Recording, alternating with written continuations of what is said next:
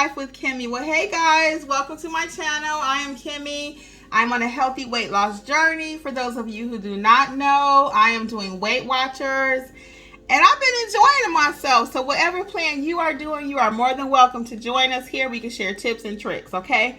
Today we are talking about peanut butter. So I am not the biggest peanut butter fan. I grew up on it, of course, peanut butter and jelly, but it's not like, ooh, I gotta have a peanut butter and jelly sandwich. Occasionally, I will crave peanut butter and jelly, but it's not that often. The main reason I've been using peanut butter recently is in my smoothies. So on Weight Watchers, peanut butter in this form, Peter Pan, all the major players are like 5 to 7 points, which is quite a bit when you only have maybe like 28. Some people have 23, depending on your weight, height, male, female, etc. So to use 5 to 7 points on one item, even it's like a half a spoonful or whatever, is a lot. So people kept telling me about powder peanut butter, and my niece actually first turned me onto it, and I found out my mother-in-law also uses it too. So powder peanut butter. So now I actually use powder peanut butter in my smoothie. But today I'm going to actually see how to make this into real peanut butter. Well, I guess it's real peanut butter, but I mean creamy style, because I usually just use the powder. Now we're going to talk about the pros and cons of powder peanut butter, and then I'm going to actually make this for you, and let's see how it actually tastes, because I've only used it in powder form, as I stated earlier. So the pros and cons is it's lower in calories when you use the powder. It's much more versatile. You can put it in baking. You can use it in baking, smoothies, topping your yogurt. You can use it any kind of way. It's easy to transport, because this is much more easier to carry than, bam, this big old thing. Or if you even need to put some powder in a little pack or baggie or something, you could definitely do that. It has a longer shelf life than the other peanut butter. Okay, and then also the texture. Now we're gonna see what the texture looks like, because again, I have not made it in like mixing it with the water piece, but I'm going to do it today because there's no oils in this or no fats in this. Okay, so it's going to look a little bit different, but we're going to see what happens when we actually mix it with the water. Again, we already talked about the convenience factor, but the differences are, of course, this has a creamier texture, and everybody loves peanut butter, right? If you're not allergic. So you know, the creaminess of this peanut butter plus all the added sugar and fat and everything, of course it's gonna taste better. But today we're gonna try this one. So let's get right into it. So I'm opening it up. As you can see, the texture just looks like powder. I'm gonna mix it, I guess, on a little saucer so we can see it. I don't know how that's gonna mix well, but we're gonna do it anyway. So I'm gonna do like this while I put it together.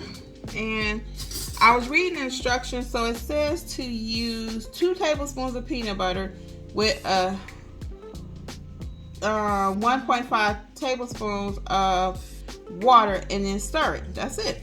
So I'm not an expert on measuring, so we're gonna use that much. We're gonna just do like that because I really just want to taste it, and I'm just gonna add a little water to it. Let's see what happens. So we'll put a little water.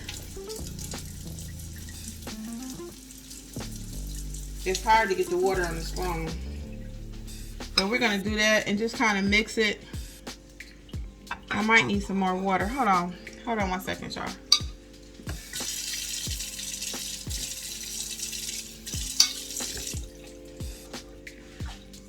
All right, so you see I'm making this smoothie. It's a little runny. Hold on. It's a little runny.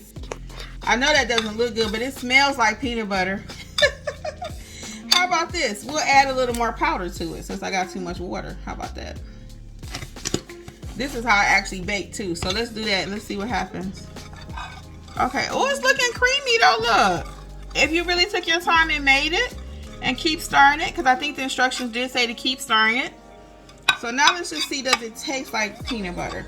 Now this ain't hard enough, or you know, it's creamy enough to put on a sandwich, but let's just taste it. Hold on. So you see what it looks like. Now we're gonna taste it. Hold on. I'm just gonna taste and see what it tastes like.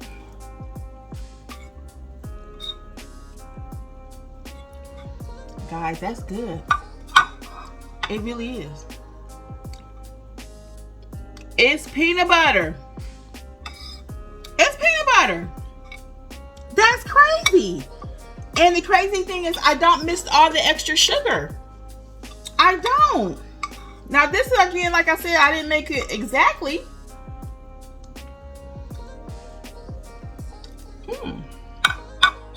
Guys, this stuff is good. It's peanut butter. It's real peanut butter. So if I took my time and made it correctly, I could make it to the same consistency as this. This is only 1 point on Weight Watchers. This is only 1 point. If I took my time and really made this to the right consistency, I would have the same peanut butter without all the extra.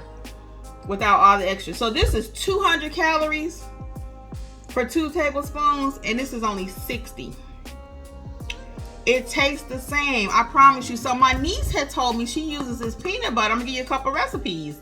She uses powdered peanut butter, and she gets the chocolate covered rice cakes from Sprouts, and it tastes like a Reese's cup. Tastes like a Reese's cup. One recipe for you. Number 2, you can take it and mix it like we just did and make yourself a regular peanut butter and jelly sandwich. So if you did the peanut butter, 1 point, a little bit of jelly, and your 2 slices of bread, which you guys know I've been using this keto. I had to find it. I've been doing this keto, 1 point each. So you got a peanut butter and sandwich, peanut butter and jelly for less than 5 points. Not bad. When we started off, we said this was how many points? Almost 7, 5 to 7. So now by switching it out, you got a whole peanut butter and jelly sandwich for what, 4 points, 5 points for the whole sandwich. So this is another thing we can do, guys, while we're on our journeys. See what you can do for swap outs, switch outs. So you switch out this peanut butter for this peanut butter, and cost wise, this says 14 servings and it says 35 servings, okay? But most people don't use a serving size of this real peanut butter. You get that spoon and get that chunk out. So by the time you finish, you don't really get 35 servings out of this. But again, it's still worth it overall if you want to avoid the extra sugar, the extra calories, the extra everything, okay? So what do I get powdered peanut butter? Hey, I'm giving it 2 thumbs up. Boom. Now this particular brand, for those of you who may want to know, is called the Original PB2. PB2. It does say, I was trying to see if it said organic. It does not say organic, but you can see what it is though. It's the Original PB2. And I got this at Walmart. This came from Walmart. So there are other brands. There's another brand that's more popular. I don't know the name of that one, so I can't even tell you, but I've seen it before and I know that people use it. But this is the one that I stumbled across when I first started the powdered peanut butter thing. Recipe number 3 is, again, replace protein powder or this peanut butter for this peanut butter. I just put a little bit in there. And you don't have to do anything extra. You mix your smoothie as you normally would and just put the powder in there. You don't have to mix it into the creamy form first. Just put the powder in there, okay? So again, guys, add peanut butter, powdered peanut butter, to your diet, okay? Well, until next time, this is Healthy Life with Kimmi. Bye.